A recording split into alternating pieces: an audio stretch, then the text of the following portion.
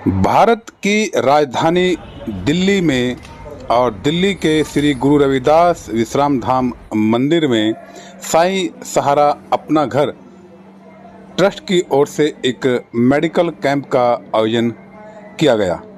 जी हाँ, medical camp का आयोजन किया गया जहां पर मरीजों के रजिस्ट्रेशन हो रहे थे। इसके साथ साथ उनका चेकअप भी लगातार हो रहा था, सारे कागजात भी बनाए जा रहे थे। साथ ही ये देखिए भीड़ काफ़ी लोगों की वहाँ आ रही थी, सारे पेशेंट वहाँ आ रहे थे ताकि वो इस कैंप का लाभ उठा सकें। काफ़ी संख्या में लोगों ने इस कैंप में, डॉक्टर्स ने या संस्था से जुड़े काफ़ी लोगों ने बढ़ चढ़कर हिस्सा लिया। आइए जानते हैं इस ट्रस्ट की अध्यक्षा ने कैमरे पर अपने बातें कुछ इस तरह रखी। करोल बाग से ऐसे धाम से बात कर रहे हैं जो विश्वविख्यात है, जिसे रविदास धाम के नाम से जाना जाता है। और आज यहाँ जो कैंप चल रहा है बड़ा अच्छा मरीजों को देखा जा रहा है। और आज हमारे साथ में है योगेश्वरी पिपलीवाल। योगेश्वरी जी, ये आपने आज कैंप का जो ऑर्गेनाइजेशन किया है, कैंप का जो लगाया है, ये आपके मन में कैसे आया और कब से सोच रही थी? और मैं देख रहा हूँ कि यहाँ सारे ही दिव्यांग हैं, तो क्या क्या ये इस कैंप के अंदर सुविधा मिलने वाली हैं? मैं ये बताना चाहूँगी कि मैं खुद एक दिव्यांग हूँ, जिसकी वजह से किन किन परेशानियों का सामना करना पड़ता है शायद मुझसे अच्छा कोई नहीं समझ सकता। इस वजह से एक बहुत टाइम से एक मन में विचार आया था कि इन दिव्यांगों को जिन समस्याओं का सामना करना पड़ता है तो उन समस्याओं का हल मैं एक ही प्लेटफॉर्म पर सबका किस तरीके से कर सकते हैं। इसीलिए एक प्लान किया, सोचा और सेंट्रल गवर्नमेंट या संस्थाओं के माध्यम से जुड़कर हमने इस कैंप को ऑर्गेनाइज़ करने की कोशिश करी, जिसमें काफ़ी सारे लोगों ने, मैं कहूँगी कि जुड़े और हटे भी। मतलब हमारे इस विडंबना है बहुत बुरी कि एक संस्था के साथ में हमें उन्होंने आश्वासन दिया कि हम इस संस्था के अंदर आपको सब कुछ सामान देंगे, लेकिन उन्होंने जब उनको पता चला तो उन्होंने कहा मुझसे कि 1.5 लाख रुपया आप जमा कराइए तब हम आपको सामान देंगे। तो ये समस्या मेरे सामने आई, इसकी वजह से मैं थोड़ा कैंप लेट भी हुआ। तो ऐसे बहुत सारे रीज़न्स हैं जिनको लगता है कि कुछ अपने हिसाब से लोग सोचते हैं, चलो जाने दो उन्हें। लेकिन मैं ये देख रही हूँ कि जो लोग परेशान हैं, यहाँ से बिहार, बुलंदशहर, उत्तर प्रदेश, बहुत दूर दूर से यहाँ पे लोग आए हैं और सच में वाकई में परेशान है। शायद उनको इस प्रकार की जानकारी नहीं है या उनको कोई सुविधाएं मिल पाती हैं, नहीं मिल पाती हैं, हमें नहीं पता। लेकिन हमारी संस्था के माध्यम से जब हमने इसका प्रचार प्रसार किया तो लोग जुड़े। हमने हॉस्पिटल, सारे मंदिर, सारे गुरुद्वारे, सारे मस्जिद, सारे बस स्टैंड, सारे हॉस्पिटल, सारे मोहल्ला क्लिनिक, सब जगह पे हमने जाके स्टिकर्स लगाए और उसका रिज़ल्ट ये आया कि पूरी दिल्ली से हमारे पास में रजिस्ट्रेशन हुए, करीबन 70-80 रजिस्ट्रेशन हुए। और उस रजिस्ट्रेशन का आज कैंप लगा है और उसमें काफ़ी सारे लोगों ने भाग लिया और सारे लोगों ने मिलकर भाग लेकर आज इस कैंप के अंदर जो उनकी ज़रूरतें हैं, जो सरकार के माध्यम से पूरी हो सकती है, वो हम सरकार के माध्यम से कराएंगे। जो सरकार के हिसाब से कोई कमी पेशी रह जाती है, नहीं हो पाती हैं, उन समस्याओं को हमारी संस्था के साथ में जो लोग जुड़े हुए हैं, सभी के, आप सबके माध्यम से उनको देने का, सामान देने का आश्वासन करें। क्योंकि वो कहीं ना कहीं है तो दिव्यांगी, तो उनको किसी परेशानी या किसी पेपर की वजह से उनको वो सामान ना मिले या उनको वो सुविधा ना मिले जिसकी वजह से वो वंचित रह जाएं, ये मेरी समझ से बाहर है। तो पूरी कोशिश करेंगे। 14 तारीख को हमारा दूसरा कैंप लगने जा रहा है जिसमें हम सारा डिस्ट्रीब्यूट करेंगे, सारा सामान। और इसके अंदर हम व्हील चेयर दे रहे हैं, ट्राईसाइकिल दे रहे हैं, कम्बोर्ड चेयर दे रहे हैं, वॉकर दे रहे हैं, नकली कृत्रिम हाथ और पैर जिनके नहीं हैं उनको आर्टिफिशियल लिम्स हम वो भी दिलवा रहे हैं, कान की मशीन इसमें दिलवाई जा रही है। इसी प्रकार की बहुत सारी चीज़ें, सुविधाएं हम कोशिश कर पा रहे हैं कि सभी को मिले। तो इसी के लिए आशा करती हूँ कि मतलब हमारा कैंप जो है ये सफल बने। आप सबके माध्यम से धन्यवाद। कितना सेटिस्फेक्शन मिलता है मन को कितना सेटिस्फेक्शन में शांति मिलती है? ये तो आप शायद मेरी टीम के लोग और हम सब जो इस काम करने के बाद में जो आज ये तसल्ली से सो पाएंगे और जो उन्हें नींद आएगी मेरी समस्त टीम को, उसका बयान शायद मैं तो हुई, लेकिन वो सब ज़्यादा अच्छे से कर पाएंगे। वो सब जुड़े हुए हैं, वो सारे बाहर खड़े हैं। मैं अभी सबको बुलाती हूँ, आपको सब अपना अपने बारे में खुद बताएंगे कि वो हमारी संस्था के साथ जुड़ के कैसा फील करते हैं, वो खुद बताएंगे अपने। योगेश्वरी जी, इस समय कितने डॉक्टर अवेलेबल हैं? मतलब अलग अलग तरीके की बीमारियां होती हैं, अलग अलग तरीके के जो केसेस आते हैं, तो कितने डॉक्टर अवेलेबल हैं? यहाँ पे हमारी हेयरिंग एड्स वाले डॉक्टर आए हुए हैं, बाकी और पैर का जो लिम्स वगैरह का है उनके लिए डॉक्टर आए हुए हैं, और बाकी जो रजिस्ट्रेशन कर रहे हैं वो लोग आए हुए हैं अलिमको से। तो ये ऐसे करके हमारे सारे रजिस्ट्रेशन वगैरह सब जो है वो हो रहा है यहाँ पर। और हमारे पास 4 डॉक्टर्स की टीम है जो अपने अपने कार्य को कर रही है, सुबह से आके बैठे हुए। ये हैं डॉक्टर कानों के डॉक्टर हैं जो मरीजों के कान चेक कर रहे हैं कि उन्हें कम सुनाई देता है या क्या सुनाई देता है, उसकी चेकअप कर रहे हैं। और हमने देखा कि काफ़ी मरीज वहाँ बैठे हुए थे जो अपनी अपनी बारी का इंतज़ार भी कर रहे थे। कुछ पेशेंट लगातार अपना चेकअप करा रहे थे और अपने कान से संबंधित चेकअप करवाए थे। आइए जानते हैं डॉक्टर ने इसको लेकर के क्या क्या कहा। हमारे साथ में है डॉक्टर प्रदीप जो आइडियोलॉजी हैं। डॉक्टर साहब, आज कितने आपने रजिस्ट्रेशन करे हैं? सर कम से कम 13 से 15 बच्चे पेशेंट आए हैं। तो सर, जो आपका पेशेंट आए हैं उनके अंदर किस तरीके की डिसीजन, किस तरीके की उनको बीमारी नजर आई आपको? बीमारी नहीं है, सुनाई में कमी है। अच्छा, बीमारी अलग होती है? बीमारी अलग होती है। अच्छा, हाँ, सुनने में दिक्कत आ रही है। हाँ। तो इनको कान की मशीन प्रोवाइड किया जाएगा। कान की मशीन? हाँ, जिससे इनको सुनने में सहायता प्रदान करेगा और सुनने लगेंगे। डॉक्टर साहब, ये भी देखा गया है जो युवा होते हैं या जो ओल्ड होते हैं जिन्हें उम्र के खातिर जो है मतलब कम सुनाई देता है, और युवाओं को भी इस तरह कम दिखाई देता है, तो इसमें बीच में क्या अंतर होता है? सर कुछ बच्चे होते हैं जो बचपन से ही डीफ एंड डम्प होते हैं, जो सुनते नहीं हैं, बोलते नहीं हैं। तो उनको चेकअप होता है, चेकअप करके उनको मशीन लगाते हैं, मशीन लगा के फिर उनकी थेरेपी चलती है, तो फिर वो बोलने लगते हैं। और वो बोलते नहीं हैं बचपन से। और जो ओल्ड एज में आते हैं उनको बोलना तो आता है, समझ तो आती है, लेकिन सुनाई नहीं देता है, तो वो रिस्पॉन्स लेट करते हैं या फिर उनको ऊंचा बोलना पड़ता है। तो वो एक उम्र की तकाजा होता है, उम्र के साथ साथ कम हो जाता है। जैसे हाथ पैर चलना कमज़ोर हो जाता है, वैसे कान की नसें हैं, नसें कमज़ोर हो जाती हैं। तो सर, ये बीच में जैसे यंग एंड ओल्ड, मतलब नए बच्चे और पुराने, तो इसमें जो मशीन आप लगाते हैं वो भी क्या उम्र के हिसाब से चेंज करनी पड़ती है? हाँ, मशीन चेंज होती है। इस मेडिकल कैंप में काफ़ी दूर दूर से लोग आए हुए थे और कुछ लोग ऐसे भी थे जो चल फिरने में असमर्थ थे और वे अपनी व्हील चेयर पर बैठ करके आए और इस मेडिकल कैंप में उन्होंने भाग लिया और अपना चेकअप कराया। इसी मेडिकल कैंप में कुछ इक्विपमेंट भी बांटे गए। आइए जानते हैं संस्था से जुड़े कुछ और लोगों के मिलते बारे में, हैं उन्होंने जो क्या-क्या कहा। कैंप लगा है उसके पदाधिकारियों के साथ। हमारे साथ में है पुष्पा जी। पुष्पा जी, आज जो कैंप लगा है, ये कैंप क्यों लगवाया और क्या ऐसी ज़रूरत पड़ी थी? सर, हम रोडों पे जो देखते थे किसी का हाथ नहीं है, किसी का पैर नहीं है, तो हमें देख के बहुत मतलब फील होता था कि हम इनके लिए कुछ करें। तो उनको देखते हुए हमारे मन में विचार हुआ, सब पूरी टीम ने बैठ के एक बार डिसाइड किया कि हम कुछ ऐसा करें जिससे हम इनकी कुछ हेल्प कर सकें। तो आज कितने पेशेंट आए? लगभग 70-75 पेशेंट आ चुके थे यहाँ पे। आ भी रहे हैं और आ भी रहे हैं। हम किसी को ना नहीं कर रहे हैं यहाँ पे। जिनका रजिस्ट्रेशन नहीं हुआ है उनके लिए भी यहाँ पे मतलब इंतजाम किया जाएगा।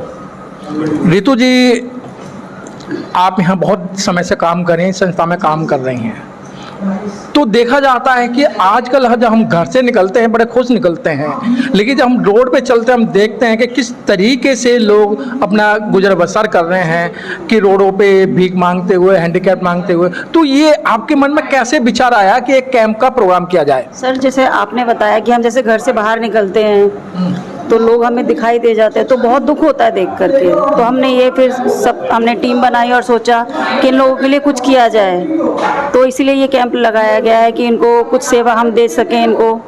इनके लिए कुछ कर सके। बहुत ज़्यादा तो नहीं कर पाएंगे, लेकिन थोड़ा हिस्सा कुछ कर दे तो हमारे मन को संतुष्टि होगी, तो इसलिए ये कैंप लगाया गया सर। रितु जी, बात यहाँ आती है कि घर में परिवार भी है, बच्चे भी हैं, हस्बैंड भी हैं, क्या वो आपको मौका देते हैं कि इस तरीके का भी आप गरीबों की हेल्प करें? जी बिल्कुल, हस्बैंड सपोर्ट करते हैं, बच्चे भी बहुत सपोर्ट करते हैं, और उनकी परमिशन से मैं आती हूँ और उनको भी अच्छा लगता है मैं ऐसा काम करती हूँ, तो फैमिली को मेरी बहुत पसंद है ये सब काम। सर, क्या नाम है आपका? सर, मेरा नाम भगवान दास है और मैं जंगपुरा भोगल से बिलोंग करता हूँ और साइंस सहारा अपना घर में पिछले 4-5 वर्षों से जुड़ा हुआ हूँ। भगवान दास जी, जिस तरीके से आज यहाँ कैंप लगाया गया, सरकार भी चल रही है, केंद्र की सरकार है, केंद्र की सरकार है, राज्य की सरकार है, लेकिन वो समय ना देके आप जैसे लोग, समाज सेवी लोग रोड पर निकलते हैं, देखते हैं, जब रोड पर निकलते हैं तो किस तरीके की आपको फील होती है? सर, मेरी दिली तमन्ना है, मैं युवा व्यवस्था से ही जो कोई भी सामाजिक कार्य होता है हर संस्था के साथ जुड़ा हुआ हूँ और पिछले कम से कम कई वर्षों से 5-6 संस्थाओं से जुड़ा हुआ हूँ और जहाँ कहीं मेरे लिए हेल्प की ज़रूरत होती है मैं उनके हर भरपूर सहयोग करने के लिए तैयार हूँ और करता आ रहा हूँ अभी तक। जैसे कोई किसी के लिए रहने के लिए जगह नहीं है, वृद्ध आश्रम पहुँचाना, हमारा एक छतरपुर में वृद्ध आश्रम खुला हुआ है, और अपना कोई हैंडीकैप वगैरह दिख जाए या किसी भी तरह की जिसकी जो हेल्प हो सकती है उसके लिए हमारी संस्था साइंस सहारा अपना घर हरदम तत्पर है और हमेशा प्रयास करती रहेगी। भगवान दास जी, इस तरीके के जो कैंप लगाए जाते हैं इसमें पैसा खर्च होता है, और ये पैसे का आप कहाँ से इंतजाम करते हैं? सर जी, पैसे का इंतजाम जो है, जो बुद्धिजीवी और सामाजिक वर्कर लोग हैं हम उनसे संपर्क करते हैं और वो कार्य को देखते हुए अपने आप ही हमारे लिए कंधे से कंधे मिलाकर चलने के लिए तैयार रहते हैं। सर, जो आर्टिफिशियल जो सामान है, अगर हम करें कानों की मशीन, आर्टिफिशियल हाथ या मशीन वगैरह, तो सर ये बड़ी कॉस्टली होती हैं, तो हाँ, इनको प्रोवाइड कैसे किया जाता है? बिल्कुल सर, ये कॉस्टली तो होती हैं, लेकिन हम क्या करते हैं, जिसको अस्पताल के द्वारा माध्यम से प्राप्त हो सकती है वो पूरा सहयोग करते हैं। अगर नहीं हो पाती तो हम अपने जो सोशल वर्कर व्यक्ति हैं उनसे संपर्क करके उनसे हेल्प लेके और उन तक हम वो प्रोवाइड कराते हैं। मैं तो जी इस संस्था में साइंस सहारा अपना घर में आखिरी सेवक हूँ, अंतिम सेवक हूँ, प्रधान सेवक हूँ और सेवादार हूँ, और जब कोई नहीं करता सेवा तो मैं ही करता हूँ। और जहाँ तक रही इस प्रोग्राम की बात है, इसमें 100-150 लोग तो जो हेल्प लेने आए थे और 100 के करीब हमारे वॉलंटियर्स हैं जो आए थे जिन्होंने सेवा करी है। बाकी सभी का सहयोग रहा है, डॉक्टर भी आए हैं तो जिस संस्था से बहुत अच्छा सहयोग रहा है। मैं सबको यही कहता हूँ, अपनी आत्मा को खुश रखो, अपनी आत्मा की आवाज़ सुनो, वही डांटेगी वही फटकारेगी तुम्हें कुछ गलत करोगे तो। इससे बड़ा दोस्त गुरु शिक्षक कोई नहीं है जी दुनिया में। मंदिर में लगे इस मेडिकल कैंप में लोगों ने जहां बढ़ चढ़ कर हिस्सा लिया, कुछ लोगों ने इस मौके पर अपने कुछ को यादगार के लिए फोटो भी खिंचवाए, और इसमें हैप्पी सिंह जो प्रमुख समाज सेवी ने क्या क्या कहा, आइए उनसे भी हमारे बीच में समाज सेवी हैप्पी जी जुड़ चुके हैं। लगभग मैं इनको 20-25 साल से देख रहा हूँ। जो काम कोई नहीं कर सकता वो हैप्पी के जिम्मे लगाया जाता है और हैप्पी जी उस काम को भरपूर तरीके से करते हैं। हैप्पी जी, आपका एक नाम है और उस काम को इतने बाखूबी निभाते हैं आप, चाहे खाने का काम है या और कोई सुविधा है, वो आप सबसे पहले नज़र आते हैं। और मुझे लगता है कि जो एक भगवान का आशीर्वाद कहें कि आप आम जनता का आशीर्वाद आप लेते हैं, तो ये जिस तरीके से आप काम करते हो, ये आपको प्रेरणा कहाँ से मिली? सर, एक्चुअली मेरा नाम हरप्रीत सिंह हैप्पी, एक छोटा सा समाज सेवक हूँ। एक्चुअली घर वालों से संस्कार ही कुछ ऐसे मिले थे कि लोगों की सेवा करने के लिए, तो उन्हीं के आदर्शों पे मैं चल रहा हूँ। मैंने बाहर से कुछ नहीं सीखा, एक्चुअली घर वालों ने जो सिखाया। मैं एक्चुअली डाउन टू अर्थ भी हूँ, मैंने बहुत गरीबी भी देखी है, मैंने अमीरी बहुत देखी है, और जैसे चल रहा है भगवान की दुआ से चल रहे हैं। पर मैं दूसरे का पेन बहुत जल्दी अपने ऊपर ले लेता हूँ कि अगर वो परेशान है तो क्यों परेशान है, अगर उसका कोई सोल्यूशन निकल सके तो अगर हमारे थ्रू कोई उसका सोल्यूशन हो तो हम तैयार रहते हैं 24 घंटे 7 दिन उनकी समस्या सॉल्व करने के लिए। हैप्पी जी, जिस तरीके से आज यहाँ जो आयोजन हुआ कैंप का, मेडिकल कैंप का, यहाँ उस तरीके के लोग आए हैं जो हैंडीकैप्ड हैं, जिन्हें दिमाग का नाम दिया गया है। जब आप ऐसे लोगों को देखते हैं तो आपके मन में क्या फील होता है? सर एक्चुअली ये जो कैंप है ना, जो आज कैंप मैं कहता हूँ योगेश्वरी जी का मैं बहुत तहे दिल से धन्यवाद करता हूँ। जिनके विचारधारा जब से मैं उनका जुड़ा हूँ ना, तो मैं और ज़्यादा डाउन टू अर्थ हो चुका हूँ। जैसे मैंने आज देखा कैंप के अंदर लोग लेट के आ रहे हैं बेचारे, भगवान की मार है, कुछ रह गया हो ऐसा उनके ऊपर, भगवान ने ऐसा कष्ट दिया हुआ उनको, जो बेचारे लेट के आ रहे हैं। ज़रूरतमंद हैं वो लोग जिनको नीड है कुछ चीज़ लेने की, व्हील चेयर वगैरह, छड़ी लेने की, वॉकर लेने की, और वो सक्षम नहीं है। पर वो कैंप के माध्यम से अगर यहाँ तक पहुँचे, मैं उनका तहे दिल से धन्यवाद करता हूँ। और रही बात, हम गुरु रविदास विश्राम धाम मंदिर में बैठे हैं, बहुत ज़्यादा कृपा हमारे ऊपर गुरु रविदास जी ने की है, जो अपने आप ही सभी काम कर दिए। कल तक योगेश्वरी जी बहुत टेंशन में थी, पर जैसे मंदिर में हम प्रवेश करते हैं, कुदरती गुरु रविदास जी हमारे अपने आप काम सारे निपटा दिए। और ये जो आज मैंने कैंप देखा है, ये मुझे, आप ये समझिए कि मेरी आंखों में से आंसू आ गए हैं ऐसे लोगों को देखते हुए, कि हम भगवान का लाख शुक्र करते हैं कि हम बहुत अच्छे हैं, बहुत बढ़िया हैं, कि भगवान ने हमारे सारे अंग पैर सही रखे हुए हैं। और मैं उन लोगों को देखकर दिल की गहराइयों से मेरे आंसू आ गए आज उनको देखते हुए, कि लोग कैसे सफ़र कर रहे हैं और कैसे अपना जीवन व्यतीत कर रहे हैं।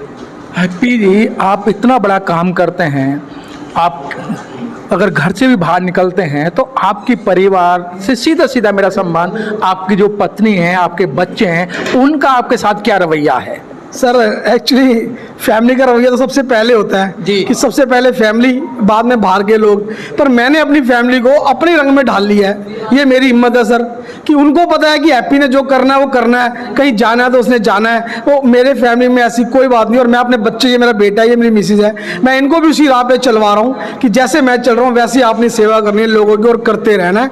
और ये सेवा करने हमारा सबसे बड़ा धर्म है सर। मैडम क्या नाम है आपका?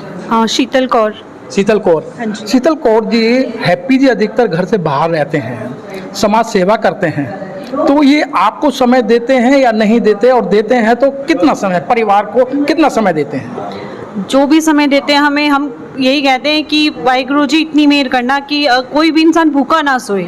अगर इनकी वजह से कोई अच्छा इंसान या कोई ऐसे इंसान हो जिनको इनकी मदद की ज़रूरत हो, तो मैं सबसे पहले ये कहूँगी कि आप पहले उनकी मदद कर लो, हम आपके साथ हैं। साई सहारा अपना घर द्वारा दिव्यांग मेडिकल कैंप का आयोजन श्री गुरु रविदास विश्राम धाम मंदिर करोल बाग दिल्ली में आयोजित किया। इस मेडिकल कैंप में दिव्यांग लोगों का चेकअप कर उनको कृत्रिम उपकरण जैसे हाथ पैर, हाथ का रिक्शा, कानों की मशीन इत्यादि उपकरण जरूर बंद दिव्यांगों को देने का प्रस्ताव रखा। जो दिव्यांग साथ ही सुबह आए उनको नाश्ता पानी व खाने की अच्छी सुविधा का आयोजन किया गया। इस आयोजन में सुश्री योगेश्वरी पीपलीवाल, जो साई सहारा अपना घर की अध्यक्ष है, उन्हीं के साथ ऋतु जी, पुष्पा जी, देवराज अग्रवाल, मनोज गुप्ता, संजना प्रकाश, सूरज, दीपक, मीना, भगवान दास आदि कार्यकर्ताओं ने मेडिकल कैंप को सफल बनाने में